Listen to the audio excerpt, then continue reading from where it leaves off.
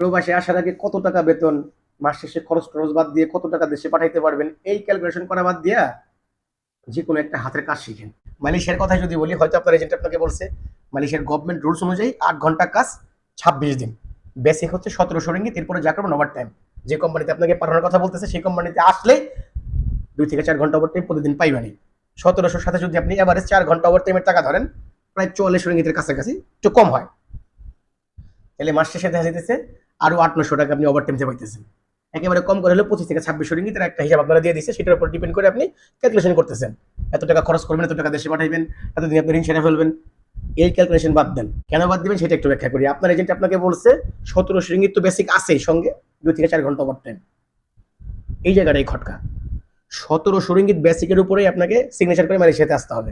Over time আপনার নসিব। Corona পরবর্তী সময়টায় যারা মালয়েশিয়াতে ছিলেন তারা তো জানেন, বেশিরভাগ ফ্যাক্টরিতেই টোটালি ওভার টাইম বন্ধ, সুপার মার্কেটে ওভার টাইম বন্ধ, শুধুমাত্র বেসিকে কাজ করছে।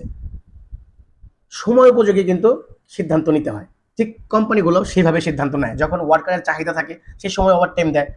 ওয়ার্কারের চাহিদা নাই বা কোম্পানিতে সেরকম কাজ নাই, ওভার টাইম কিন্তু বন্ধ করা যায়। আপনি ওভার টাইম হিসেব করে আসছেন 4 ঘন্টা, আইসা পাইছেন 1 ঘন্টা বা পানি নাই, সেই সময় কিন্তু মাঠে মারা খাইবেন।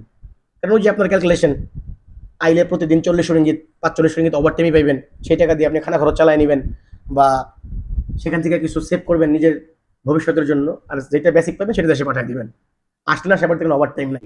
1700 রিঙ্গিত বেসিকের ভেতর থেকে আপনার রুম ভাড়া, কোনো কোম্পানি 50 রিঙ্গিত কাটে, কোনো কোম্পানি 100 রিঙ্গিত কাটে। ইলেকট্রিসিটি পানির বিল বাবদ 30 রিঙ্গিত, কোনো কোম্পানি 50 রিঙ্গিত কাটে। আপনার সকসো আছে, ইপিএফ আছে, সবকিছু মিলে 1-150 রিঙ্গিত কেটে নেবে। হাতে টিকবে কত? কাট ছাট দিয়া 15 থেকে 1550 রিঙ্গিত। আল্লাহ না করো যদি এরকম আপনার সাথে হয়, তাহলে আপনি যে ক্যালকুলেশন করলেন তখন তো মাঠে মারা খাইবেন।